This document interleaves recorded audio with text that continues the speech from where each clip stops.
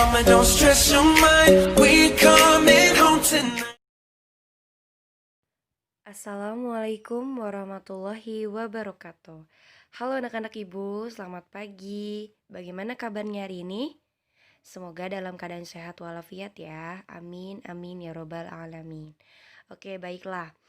Pada kali ini ibu akan menjelaskan tentang bagaimana sih cara menemukan ide pokok. Pengertian ide pokok. Ada berbagai informasi yang bisa kita peroleh saat kita telah membaca suatu paragraf atau teks.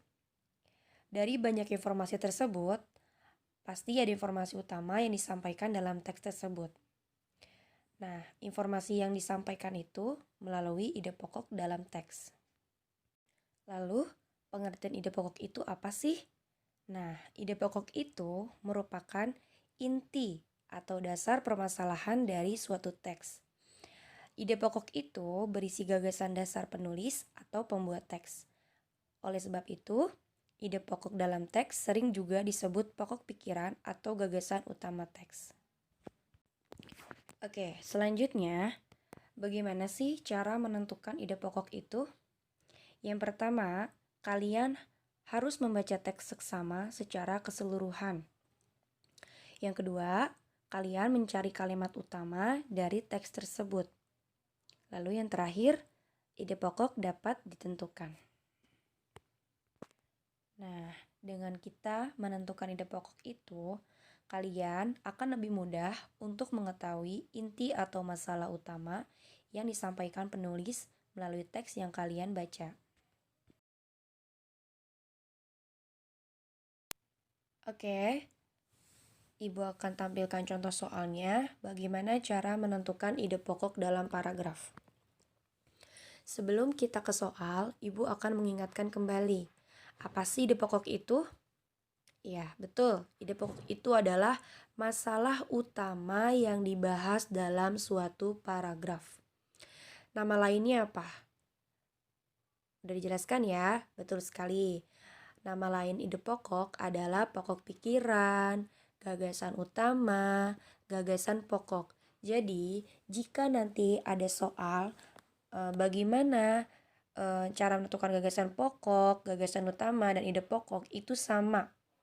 Ya, jadi jika ada soal apa gagasan pokok dalam teks ini, apa gagasan utama dalam teks ini, apa pokok pikiran dalam teks ini, itu sama saja kalian sedang mencari ide pokok. Jadi tidak ada yang beda ya, sama artinya.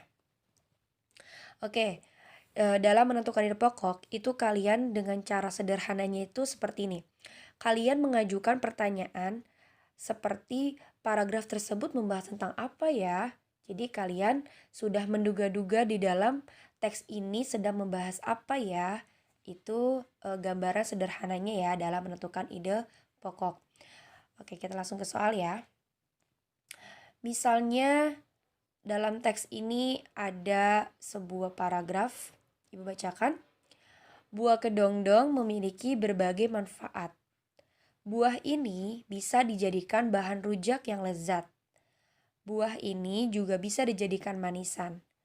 Buah yang rasanya masam ini juga bisa dijadikan obat batuk dengan cara makan daging buahnya yang sudah dicolek atau dilumuri kecap. Oke, ini Ibu kasih contoh tentang mengambil kalimat utama. Ya, cara ini adalah cara termudah nih dalam mencari ide pokok ya. Ide pokok itu kan bisa diambil langsung dari kalimat utama ya, yang sebelum Ibu jelaskan. Namun, ada juga beberapa kalimat utama yang tidak bisa dijadikan ide pokok. Ini contoh paragraf yang Ibu tadi baca adalah mencari ide pokok diambil dari kalimat utamanya. Kalimat utama paragraf di atas itu adalah kalimat yang pertama. Yang mana?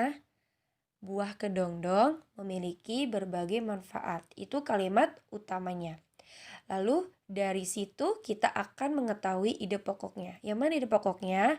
Ya, buah kedongdong memiliki berbagai manfaat. Itu ya, sudah ketemu ya. Jadi setelah kita menemukan kalimat utama, kita dapat menentukan ide pokoknya. Oke. Yang kedua juga bisa nih, mengurangi kata-kata dalam kalimat utama yang tidak perlu.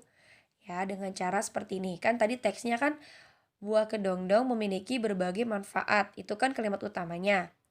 Kita bisa nih buang atau mengurangi kata-kata dalam kalimat utamanya. Bisa juga ide pokoknya kedondong memiliki berbagai manfaat. Udah, gitu aja. Simple ya. Oke, yang ketiga, bisa juga kalimat utamanya itu disimpulkan ya untuk mencari ide pokoknya. Kita lihat, kan tadi kalimat utamanya buah kedondong memiliki berbagai manfaat. Berarti bisa dong ide pokoknya manfaat buah kedondong. Bisa ya. Yang kedua, ide pokoknya juga bisa berbagai manfaat buah kedondong. Bisa juga ide pokoknya khasiat buah kedondong. Gitu ya. Oke. Lalu bagaimana ya cara menentukan ide pokok yang lainnya, bisa lagi nggak Bu Gia? Ada, yaitu dengan cara menyimpulkan isi paragraf. Misalnya gini contohnya nih, Ibu kasih contoh teks yang lain ya. Oke, ini teksnya. Ini adalah hewan berkaki 4. Hewan ini termasuk herbivora atau pemakan tumbuh-tumbuhan. Dagingnya menjadi komoditas pokok di Indonesia. Saat hari Idul Adha, hewan ini sering dijadikan hewan kurban. Hewan ini adalah sapi. Nah, berarti kalimat utamanya apa? Betul, hewan ini adalah sapi. Itu kalimat utama. Berarti paragraf di atas membahas tentang ciri-ciri sapi, sehingga di pokoknya adalah ciri-ciri sapi. Udah, gitu aja. Simple ya. Sekarang sudah ngerti kan anak-anak Ibu? Bagaimana cara menentukan ide pokok dalam suatu teks atau paragraf.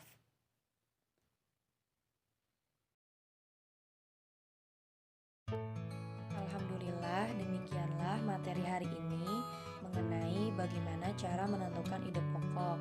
Semoga apa yang Ibu sampaikan hari ini dapat bermanfaat bagi kalian. Terima kasih. Wassalamualaikum warahmatullahi wabarakatuh.